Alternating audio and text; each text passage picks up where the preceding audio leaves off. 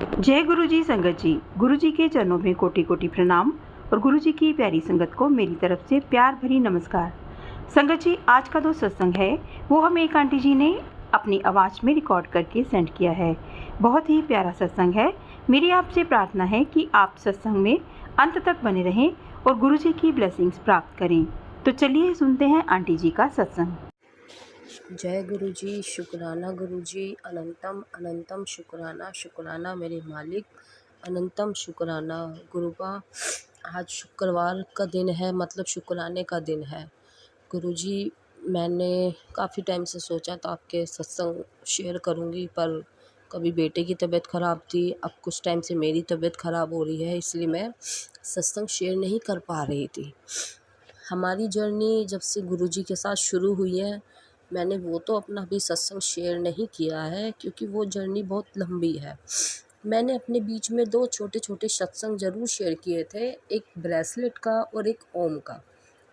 पर मेरी दिल इच्छा थी कि मैं जो गुरु जी से हमारी जर्नी शुरू हुई है उस सत्संग को भी शेयर करना है मुझे। पर संगत जी, वो सत्संग बहुत बड़ा था और मुझे घर में काम से इतनी फुर्सत नहीं मिलती थी कि मैं टाइम निकाल के सत्संग शेयर करूं। पर आज गुरुजी के आशीर्वाद से मुझे 1 घंटे का टाइम मिल गया है, ताकि मैं गुरुजी के जितने भी मेरे छोटे बड़े सारे सत्संग हैं, कोशिश करूँगी आज मैं अभी वो सारे शेयर कर सकूँ। जो शेयर गुरुजी को करवाना है वो करवाएंगे। तो संगत जी, मैं अपना सत्संग शुरू करती हूँ। उससे पहले गुरु जी का मंत्र जाप करूँगी। ओम नमः शिवाय, शिव जी सदा सहाय। ओम नमः शिवाय, गुरु जी सदा सहाय। जय गुरु जी, शुक्राना गुरु जी, अनंतम अनंतम शुक्राना मेरे मालिक। संगत जी, मेरे हस्बैंड जिनके पास जॉब करते हैं, मैं दिल्ली से हूँ, और मेरे हस्बैंड जहाँ पे जॉब करते हैं, बाऊजी, उनको हम बोलते हैं बाऊजी, तो वो पहले गुरुजी के आश्रम जाते थे। ये बात कम से कम 6 से 7 साल पहले की बात है।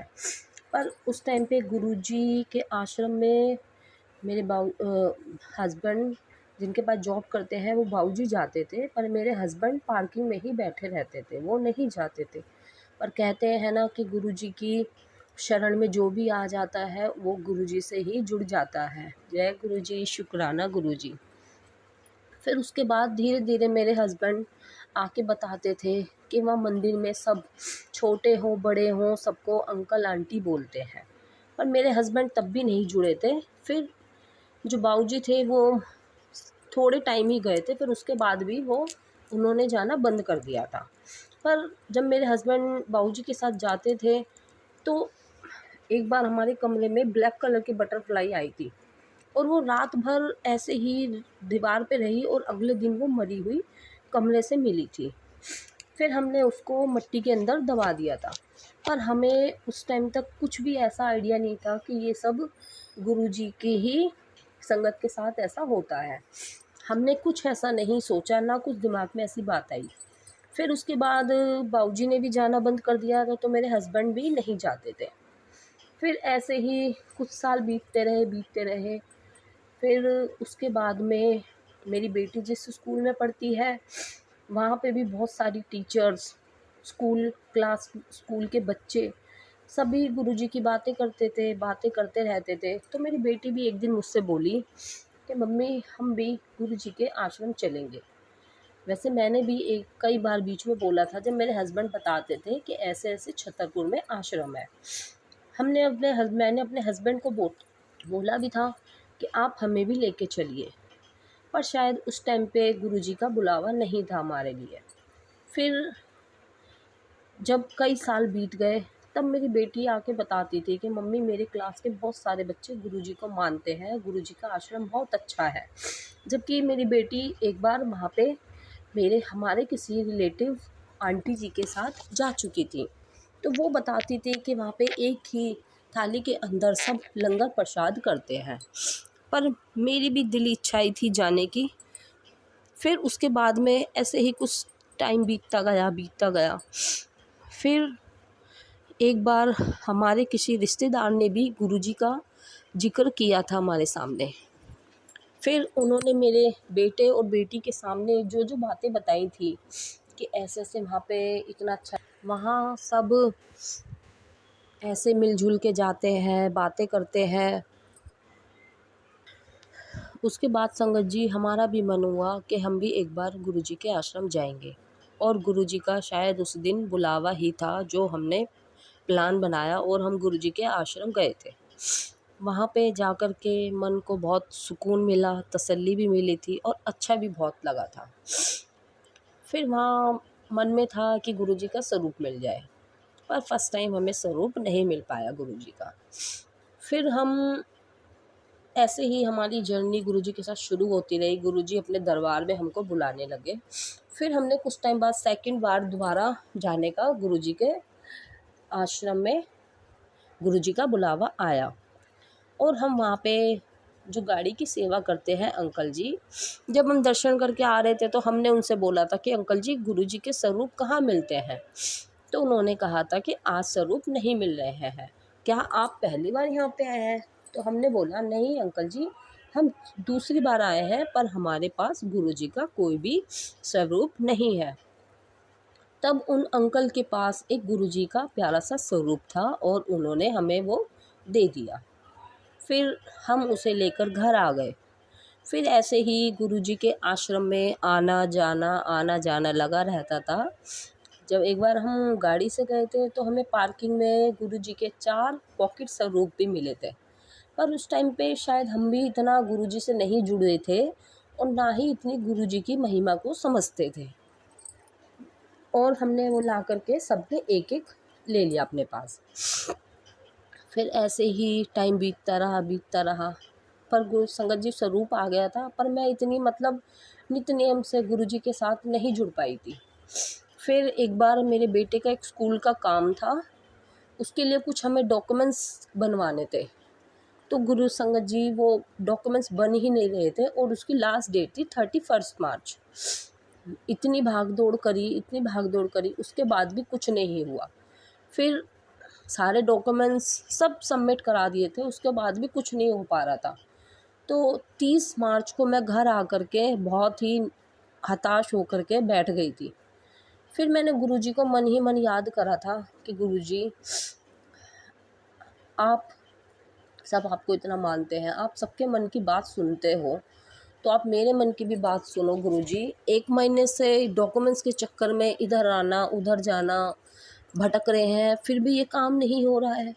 फिर मैं उस दिन गुरुजी का बैठे सिमरन करती रही। फिर मेरे को अगले दिन 31 मार्च को ही थॉट आता है कि मैं एक बार और जा कर के चेक करके आती हूँ कि मेरे बच्चे के डॉक्यूमेंट्स रेडी हुए हैं या नहीं हुए हैं। फिर मैं वहाँ ऑफ़िस में जाती हूँ और वो ऑफ़िस वाले कहते हैं कि मैम आपका डॉक्यूमेंट्स तो बिल्कुल रेडी है, आपने कैसे चेक कराया था? ये डॉक्यूमेंट्स बिल्कुल तैयार हैं, खाली तैयार हो गए थे और आप इसको ऑनलाइन निकलवा लीजिए। संगत जी मेरे उसी टाइम पे बहुत खुशी हुई थी मुझे कि वाक़ई में गुरुजी हैं और गुरुजी चमत्कार भी करते हैं और गुरुजी हमारी बातें भी सुनते हैं। फिर उसके बाद संगत जी मैं घर आ गई, मैंने सारे डॉक्यूमेंट्स निकलवा के सबमिट करवाए। फिर भी उसमें कहीं ना कहीं एक छोटी सी मिस्टेक रह गई थी।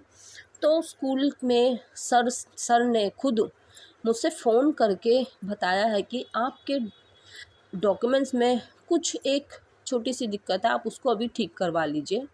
और वो मेरी प्रॉब्लम भी उसी दिन ही सॉल्व हो गई और मेरा जो डॉक्यूमेंट्स 31 को जमा होना था और वो 31 को ही गुरु के आशीर्वाद से सबमिट हो गया। फिर उसके बाद हमारा गुरुजी के आश्रम में आते रहते थे, जाते रहते थे। मन करता था कि चलो भाई 15 दिन में, 10 दिन में, 1 महीने में आते रहें, जाते रहें। फिर उसके बाद मेरे साथ एक ब्रेसलेट का सत्संग हुआ था, एक ओम का हुआ था, और फिर अभी कुछ दिन मैं पहले आलू के पराठे बना रही थी। तो आलू के पराठों में गुरुजी के ओम के दर्शन हुए थे, तो मन देख करके बहुत खुश हो गया था। पर संगत जी कहते हैं ना कि अपनी ब्लेसिंग्स जो गुरुजी हमें देते हैं, हमें किसी को नहीं बतानी या उसकी शो नहीं करनी चाहिए। तो मैंने वो सबको फ़ोन वीडियो कॉल करके मैंने 2-3 आंटीज़ को दिखा दिए। तो उसके बाद मुझे 10 से 15 दिन तक गुरुजी के कोई दर्शन नहीं हुए थे। फिर मैं कहने लगी गुरुजी से मन ही मन कि गुरुजी आप नाराज़ हो गए क्या, जो आपने मुझे ओम के रूप में दर्शन देने बंद कर दिए हैं। फिर गुरु पूर्णिमा के दिन हम मंदिर जा रहे थे गुरुजी के आश्रम, और वहाँ पर जैसे ही हम जानने लगे, थोड़ा आगे निकले, तो हमें एक तितली दिखी, फिर 2 दिखी, फिर बहुत सारी ऐसे एक करके तितलियां हमें दिखती रही। और हाँ संगत जी, मेरा बर्थडे भी 19 जुलाई को ही आता है। तो मैं बर्थडे वाले तो दिन तो जा नहीं सकी थी गुरुजी के आश्रम, पर मैं मन ही मन कह रही थी कि गुरुजी मेरा बर्थडे भी इसी महीने में है और मेरी शादी की सालगिरह भी इसी महीने में है, तो आपको मुझे कुछ ना कुछ गिफ्ट देना ही है। तो फिर मैं जा रही थी तो तितलियाँ इतनी सारी दिखी थी। मैं और मेरे हस्बैंड बहुत बहुत खुश हो गए इतनी सारी बटरफ्लाई को देख कर के। फिर हम गुरु पूर्णिमा वाले दिन गुरुजी के आश्रम में गए थे। आश्रम बहुत बहुत बहुत अच्छा सजा हुआ था। वहाँ भी मुझे तितली रूप में गुरुजी के दर्शन हुए थे। फिर उसके बाद हम गुरुजी के दर्शन करके घर आ गए थे। तो हमें गुरुजी की एक और ब्रेसलेट की ब्लेसिंग मिली वहाँ से। तो मेरे हस्बैंड को मिली थी वो ब्लेसिंग, तो वो भी, उनका चेहरा भी खुशी से खिल उठा था कि मुझे भी गुरुजी की ब्लेसिंग मिल गई। और वो मुझे बता ही रहे थे कि आज मुझे सपने में गुरुजी ने गोल्ड दिया है हाथ में। तो वो ब्रेसलेट था, जो उसके जो स्टोन थे वो गोल्ड में ही थे, गोल्डन कलर में थे। तो मैंने बोला कि ये रियल में ही गोल्ड है हमारे लिए। फिर संगत जी हम दर्शन करके घर आ गए थे। उसके बाद फिर जो पराठे के जो दर्शन होते उसके बाद मुझे दर्शन नहीं हुए थे। फिर मैं घर आ कर के फिर उसके बाद संगत जी मैंने आश्रम से आ कर के अपने बच्चों के लिए जैसे ही मैं चपाती बनाने लगी थी तो उसमें ओम के दर्शन हुए।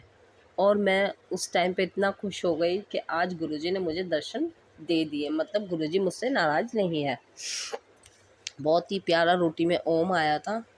फिर मैंने जैसे ही शाम को, कहते हैं कि भाई गुरुजी का कोई भी स्वरूप आता है तो आपको गुरुजी के लिए कड़ा प्रसाद बनाना पड़ता है और गुलाब के फूल गुरुजी को अर्पण करने पड़ते हैं। पर संगत जी ये बात मुझे बहुत बाद में पता चली थी। गुरुजी के जब हमारे घर में स्वरूप आए थे तब मैंने ऐसा कुछ नहीं किया था, तो उसके लिए गुरुजी मुझे क्षमा करें, क्योंकि उस टाइम तक मैं ये बातें नहीं जानती थी। अब जैसे धीरे धीरे मैं सत्संग सुनने लगी तब मुझे ये बातें पता चली, तो मैंने उस दिन थोड़ा सा कड़ा प्रसाद बनाया था। फिर उसके बाद मैंने गुरुजी को कड़ा प्रसाद का भोग लगाया, फिर खाने का भी भोग लगाया। मैंने गुरुजी को मटर पनीर की सब्ज़ी बनाई थी। फिर शाम को जैसे ही मैं चपाती बना रही थी तो चपाती के अंदर जो सबसे लास्ट की जो चपाती मैं बना रही थी उसमें मोर के रूप में मुझे गुरुजी के दर्शन हुए थे। तो उस टाइम पे मुझे बहुत खुशी हुई थी कि गुरुजी ने एक मुझे बर्थडे का गिफ्ट और एक एनिवर्सरी का अपने आशीर्वाद के रूप में मुझे वो गिफ्ट दे दिया है। जय गुरुजी, शुक्राना गुरुजी। और संगत जी मैं मेरे हस्बैंड हम दोनों पार्क जाते थे मॉर्निंग वॉक के लिए। तो हमें शुरू में तो पार्क में बटरफ्लाई दिखती थी, पर 10-15 दिन बाद बटरफ्लाई दिखना हमें बिल्कुल बंद हो गई थी। तो मैं गुरुजी से ऐसे गई, गुरुजी अब तो बटरफ्लाई के दर्शन ही बिल्कुल बंद हो गए हैं, दर्शन ही होते हैं। तो फिर जिस दिन अब गुरु पूर्णिमा वाले दिन हम गुरुजी के आश्रम जा रहे थे, तो मैं फिर यही बात बोल रही थी अपने हस्बैंड जी से कि जितने भी हमारे गुरुजी ने जितने दिन से हमें गुरु संगत तितलियों के दर्शन नहीं दिए थे, और हमें गुरुजी ने इकट्ठे ही दर्शन करा दिए आज बटरफ्लाई के। और संगत जी कल भी मैंने गुरुजी का छोटा सा सत्संग किया था अपने घर में अकेले ही बैठ कर के, तब भी मुझे गली में बटरफ्लाई के दर्शन हुए थे। वो भी देख कर के मन बहुत खुश हो गया था।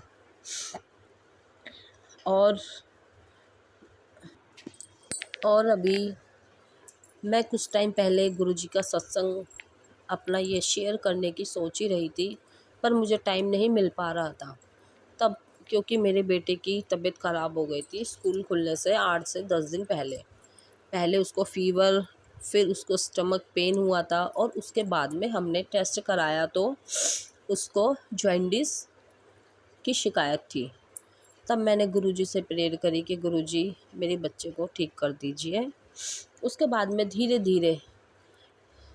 धीरे जो हमने टेस्ट कराए थे उसकी जो रिपोर्ट हज़ारों में थी, और 1 हफ़्ते बाद बहुत बहुत बहुत ही कम हो गई थी गुरुजी के आशीर्वाद से। क्योंकि हम उसको गुरुजी का जल प्रसाद पिलाते थे, गुरुजी का चंदन तिलक लगाते थे, और उसको जब भी पेट में दर्द होता था उसको पेट पे भी गुरुजी का चंदन तिलक लगाते थे। पर फिर अभी 2-4 दिन से मेरी तबीयत ख़राब हो गई, पर अब मैंने मन बना ही लिया कि मुझे गुरुजी का सत्संग शेयर करना ही करना है। तो आज चाहे मेरी तबीयत ठीक नहीं है, आवाज़ ठीक नहीं है, पर फिर भी मुझे आज गुरुजी ने मेरे सब काम जल्दी जल्दी करवा दिए और मुझे 1 घंटे का टाइम दिया है, तो मैं अब गुरुजी का आज सत्संग हर हाल में शेयर करूँगी। जय गुरुजी, शुक्राना गुरुजी। और संगत जी, मैं एक बात और कहना चाहती हूँ। आंटी जी जिनके हम सत्संग उस पर शेयर करते हैं, उन्होंने एक बार बहुत अच्छी बात कही थी कि हमें अपने हस्बैंड को, अपने बच्चों को, अपनी बेटे बेटी को अंकल जी बोलने की ज़रूरत नहीं होती है, क्योंकि उनके साथ तो हमें पता है हमारा क्या रिश्ता है। हम जब किसी अनजान लोगों से मिलते हैं हम उनको अंकल आंटी बोल सकते हैं, पर अपने रिलेटिव्स को हमें अंकल आंटी नहीं बोलना चाहिए। इसलिए मैं जब भी अपना सत्संग शेयर करूँगी, मैं अपने हस्बैंड को अंकल और अपने बेटे और बेटी को अंकल आंटी नहीं बोलूँगी। मैं सिर्फ मेरे हस्बैंड, मेरी बेटी, मेरा बेटा, ये सब बोलूँगी। जो अनजान होते हैं हम उन्हें अंकल आंटी बोल सकते हैं, क्योंकि हम उनका नाम नहीं ले सकते या फिर हम उन्हें जानते भी नहीं हैं।